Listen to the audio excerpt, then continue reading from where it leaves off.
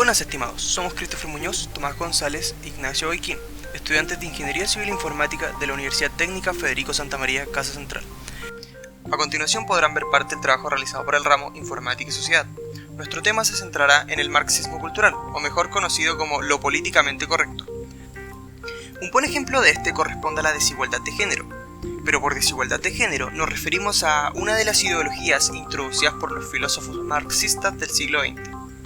Cabe mencionar que es sumamente importante abordar este concepto, puesto que la sociedad chilena actualmente se ve influenciada por esta corriente a través de la cultura estadounidense.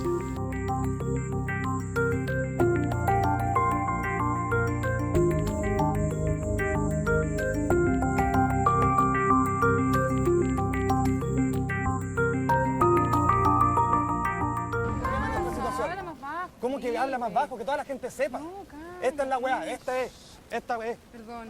No, baja. No, ¿qué? ¿Cómo que no me toqué? Estáis enferma, weón. ¿Cómo que habla más bajo? ¿Ah? La hermana de tu mamá, la otra tía que tení, todas son unas fuertes, weón. No, si esta weá ya quedó hasta acá. Esta weá se va a la basura.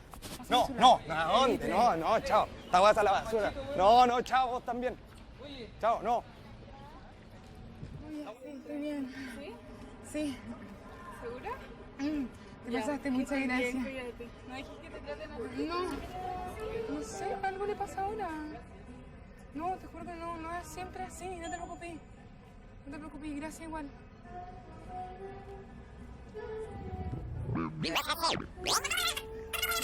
Sí, ¿cuál es el problema? El problema es que habláis con todas estas minas, ese es el problema. El problema es que me tenéis como que fuera cualquier persona, no pareciera que fuera tu polola. Bueno, pero ya. ¿Pero qué? caminé. Si te voy para allá, que hay, pero bueno, que la cuestión, que me... Hoy te estoy hablando, Felipe. No te vayas, si te estoy hablando. La gente está escuchando. Me da lo mismo, que todo el mundo escuche. Pero Pamela, ¿qué pasa? Sí, ¿qué pasa? Pero vamos a conversar otro lado. No, porque en la siempre calle. conversamos en otra parte. Pero es que siempre. tú tenés un problema en Es la que calle, ¿qué problema entonces. tengo? No tengo ningún problema. Es tengo que mi decirte- trabajo, Me da conversar lo mismo con que sea tu mujeres. trabajo. Renuncia a la wea, entonces. Ya, ¿y con qué vivo? Bueno, no sé, me da lo mismo. Búscate otra wea. No, Pamela. Estoy hablando con la puta madre. Para de irte así. Siempre te vas de esa manera. ¿Qué te pasa? Ya, ¿y qué querís? Que toda la gente escuche No, el que me show. pidáis perdón. Eso ¿Perdón quiero. de qué? Perdón, porque me tenés como cualquier cuestión. Soy tu polola. Felipe. Pero cállate un poquito. No me voy a callar. Me tenías hasta acá. Respeta a la ¿Respeta a gente, quién? ¿que Tú quieres que respétame a llame a mí. los carabineros? Ya, llamemos a los carabineros. No. Me da lo mismo. Tú respétame a mí, weón. Tú me tenés que respetar a mí. Yo soy tu polola, ¿entendí esa Sí cuestión? sé que tú eres mi polola, Entonces, habláis con esta mina, con esta mina, con esta mina y yo. Pero sí es mi trabajo. ¿Qué trabajo? ¿Qué trabajo por la mierda? No, Felipe, ven para acá. ¿Por qué mierda siempre te vas por la cresta?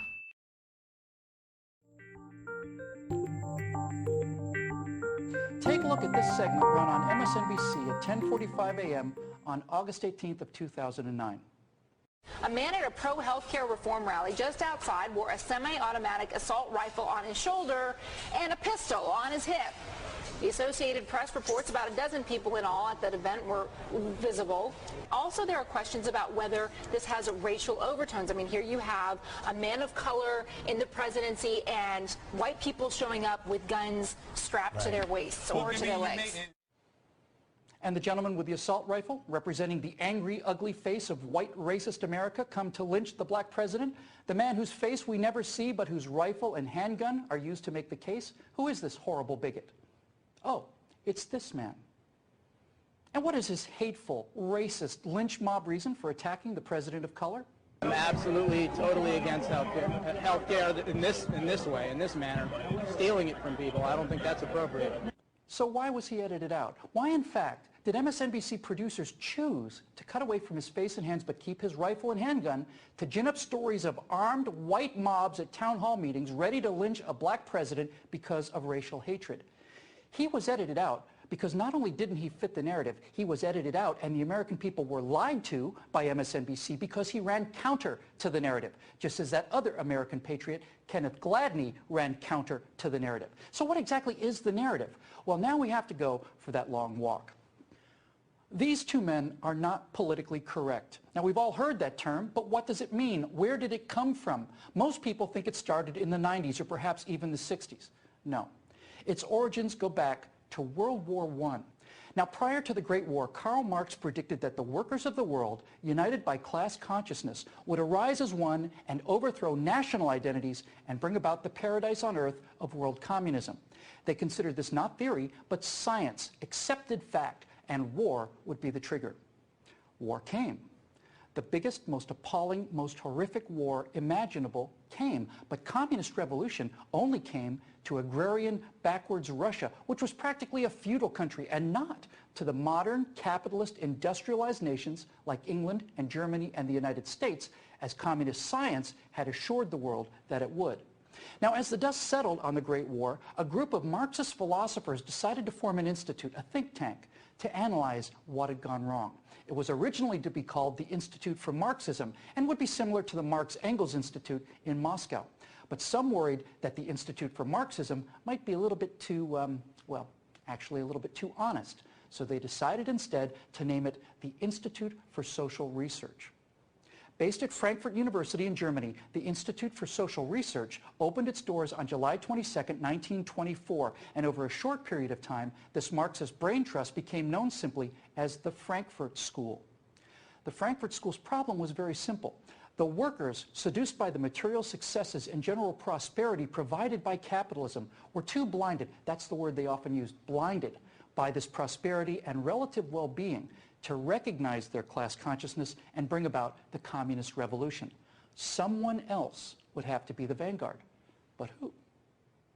Now, while these Marxist intellectuals are trying to figure out who the new vanguard of the revolution was going to be, another problem arose. Nazism was on the rise in Germany. Many of these intellectuals were Jewish communists, doubly unwelcome in Hitler's Third Reich. So in 1934, they moved the Institute for Social Research out of Frankfurt and took refuge in America, specifically at Columbia University in New York City.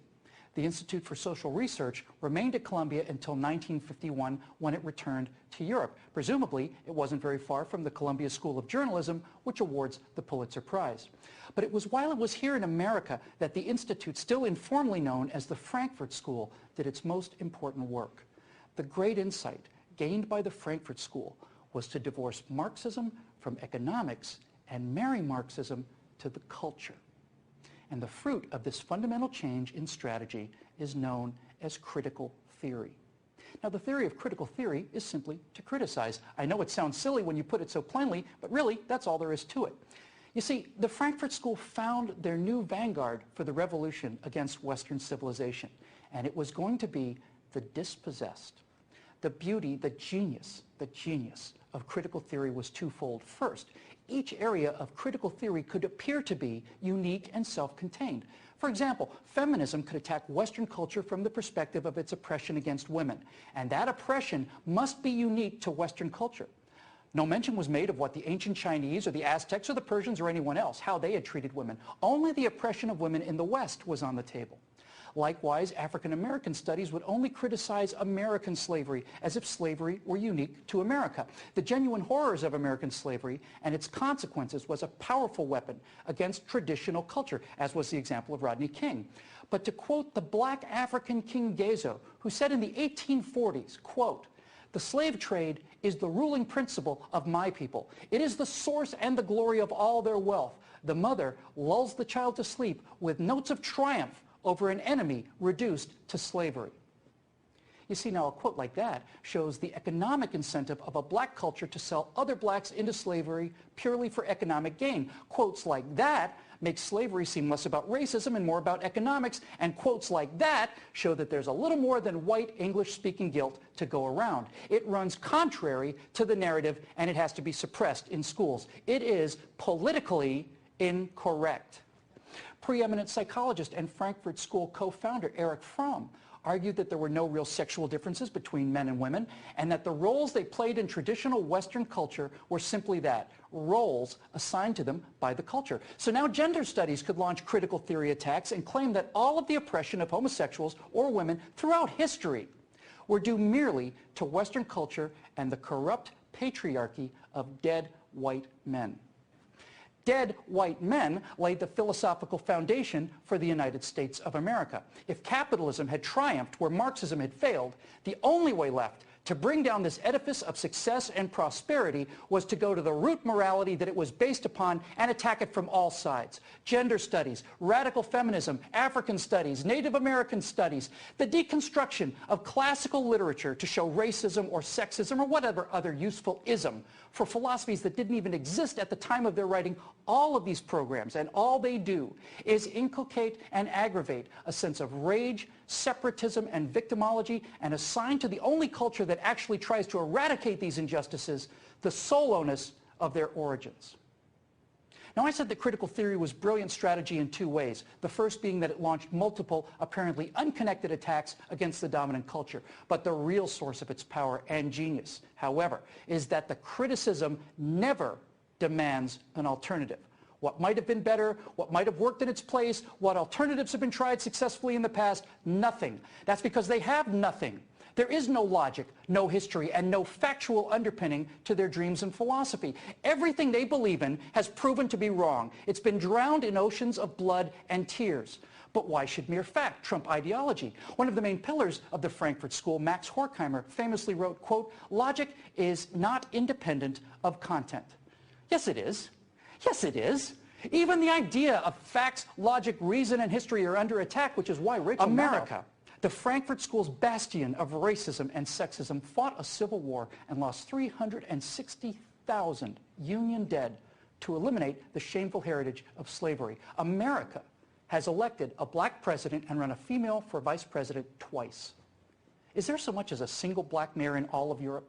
Are there even any black people living at all in China? None of that matters. It's off the narrative in the same way that Kenneth Gladney is off the narrative being that President Obama's radical socialization of American healthcare, and in fact the entire economy, is opposed only by a small group of rural, white, ignorant, paid, gun-toting lunatics driven by a racial hatred for a black president. That's the narrative, and it will be maintained, even if it means MSNBC producers and executives have to work throughout the night or over the weekend, finding the footage they need to tell the story and excising those faces and hands that inconveniently get in the way. Now, I understand that Mr. Gladney is bringing a lawsuit. Good for him. If I was this unnamed patriot with the AR-15, I can't find his name because the media never deemed it worthy to report it, then I would sue MSNBC for defamation of character and for using me as a pawn to tell the exact opposite story I was there to tell myself. Entonces, ¿cuál es la narrativa de Chile? La verdad es que aún está en construcción. Por ejemplo, es innegable que en Chile existe machismo, y asimismo hay movimientos feministas que están en vías de crecimiento dentro de nuestro país. Como ven, lo único que va a cambiar es el nombre del problema. Pero la raíz del problema es que hemos abandonado el uso de la lógica. La solución es bastante simple. No abandonemos el uso de la razón. No permitan que las masas influyan en su juicio. De la misma forma, hay que autoexigirse argumentos para nuestros propios juicios. Si vamos a actuar, tenemos que hacerlo de forma genuina y responsable. No caigamos en la presión social o la ignorancia. Esa es la solución.